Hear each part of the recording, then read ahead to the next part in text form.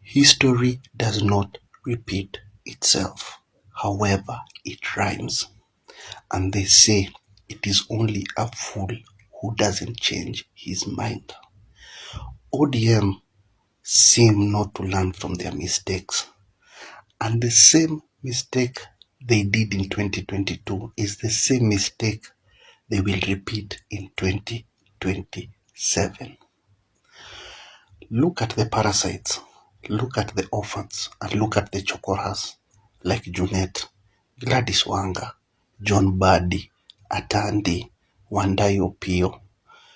All of a sudden, they are invoking Uhuru's name in their shenanigans and their brouhaha.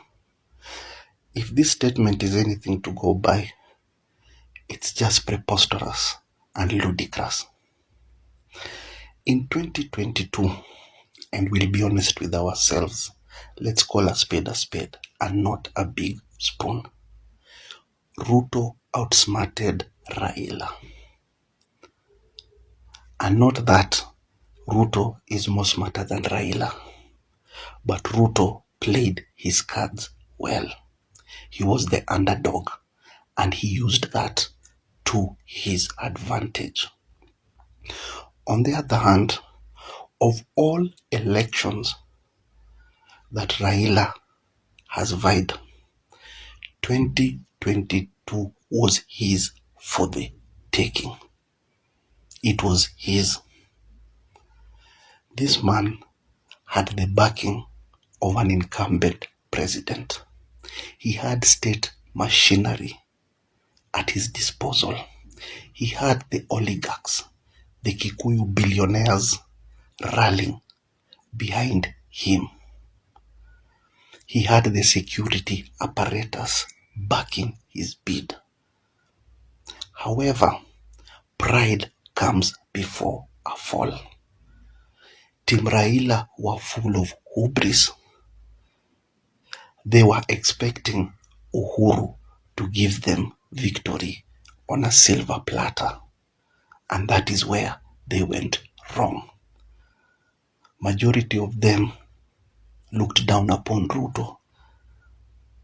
They spent most of their campaign castigating Ruto because they knew Deep State will give them an automatic win. But I remember Uhuru said very well and clearly, I will help, but do not misconstrue my help as handing victory to you. Go and hand for the votes. And indeed he helped. Raila had unlimited and unfettered access to state machinery. He had the choppers, he had the vehicles, he had everything. The entire government was rooting for him. Cabinet ministers were told, go campaign for this guy.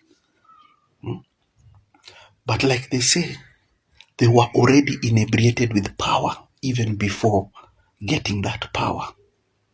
Go to Luo Nyanza. As usual, the Luos let their own son down. How many people did not vote in Luo Nyanza? What was the margin between Raila and Ruto? Ruto won Raila by only 200,000 votes. However, when you go to Nyanza, over 500,000 registered voters did not cast their votes under the assumption that hii kitu isaenda, geni wasakao, Uhuru atatupatia usindi, Deep State iko na sisi raundi, mbona nipige kura? And that is where they lost it. And one thing I have come to realize about our Luo brothers, this community produces one of the sharpest people, one of the brightest minds, doctors, engineers, professors, name it. However, when it comes to politics, I'm sorry to say this, but they are one of the most useless communities. They get carried away, they get swayed by mundane and rudimentary things. Look at them now. The Singapore narrative is exciting them. Just because two Luos are driving vehicles with a flag, they are now excited Why do they get excited over the small things?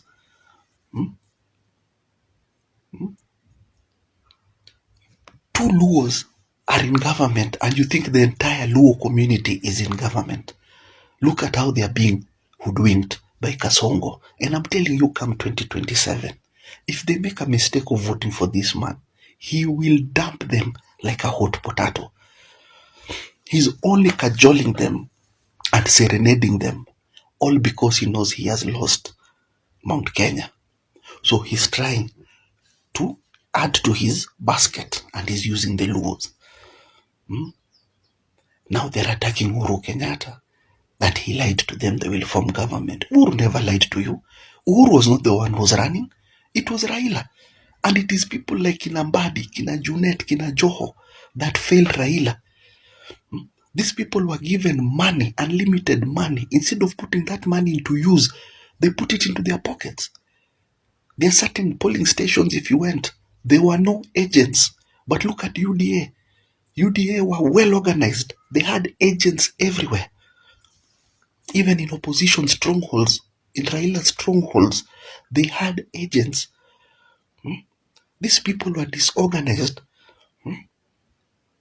When Ruto was busy waking up early in the morning, traversing the country in a day, Ruto will do 4 to 5, 6 counties. These people were waking up at 10 o'clock. They do one place and then they relax. Kasongo was voracious. Kasongo had the appetite.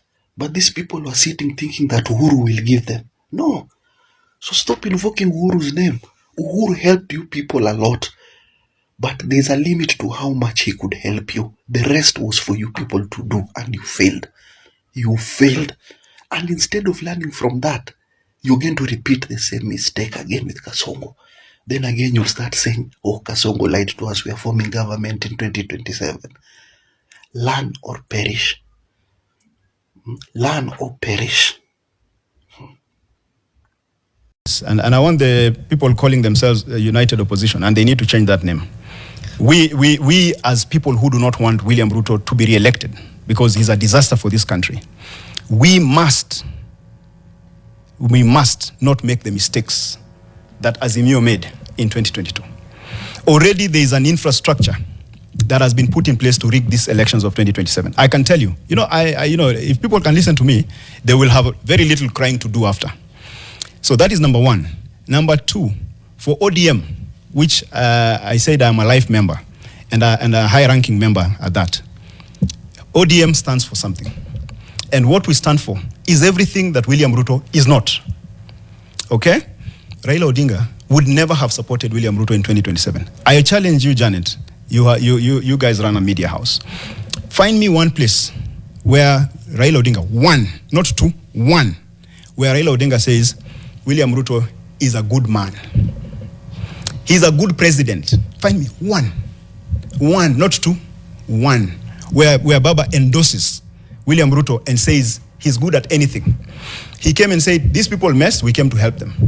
These people cried to us, we came to help. We are going to help them up to 2027. There is no way, I can tell you, and I knew Baba like you would know anyone in terms of, because I was a student and I was an understudy of Baba.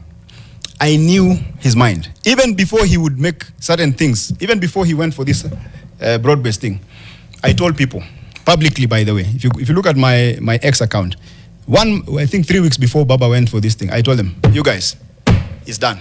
Mzee is crossing over.